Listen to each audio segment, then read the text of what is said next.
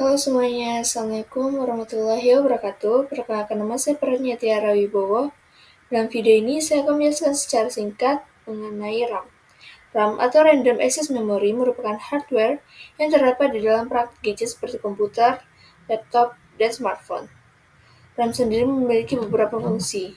Yang pertama adalah dapat menyimpan data yang berasal dari piranti masuk sampai data dikirim ke ALU atau Arithmetic Logic Unit untuk diproses. Yang kedua adalah RAM dapat digunakan untuk menyimpan data hasil pemrosesan ALU sebelum dikirim ke piranti keluaran. Yang ketiga, RAM dapat menampung program atau instruksi yang berasal dari piranti masuk atau dari piranti pengingat sekunder. Dan yang keempat adalah dapat mempercepat proses pengolahan data.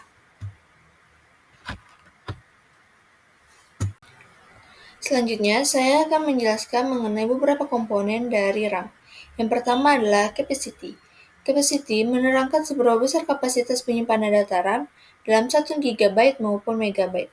Kapasitas merupakan faktor terpenting pada sebuah RAM karena fungsi sebagai penyimpanan data.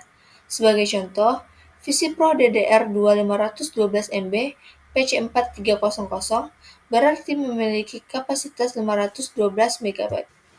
Yang kedua adalah FSB atau singkatan dari Front Side Bus, yaitu besar jalur data antara prosesor dan RAM dalam satuan MHz. Satuan FSB, prosesor, dan RAM harusnya memiliki angka yang sama agar data dapat ditransfer secara optimal. Contoh, VisiPro DDR2 256 MB PC3200 berarti memiliki FSB 400 MHz, di mana PC3200 dibagi 8 byte.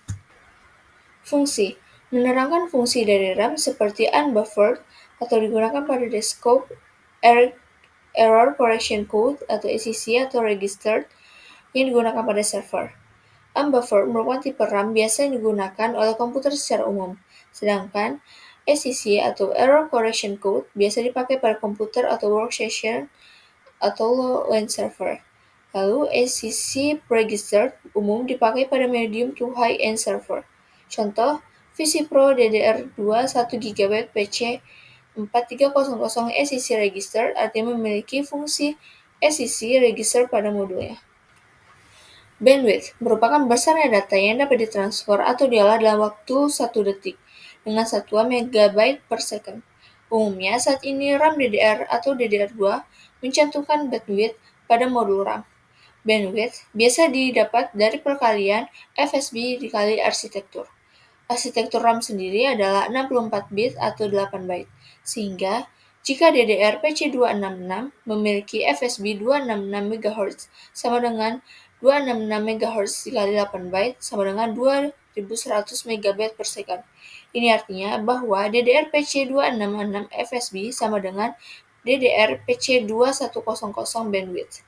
Contoh, VisiPro DDR 512 MB PC4300 artinya memiliki bandwidth 4300 MB per second.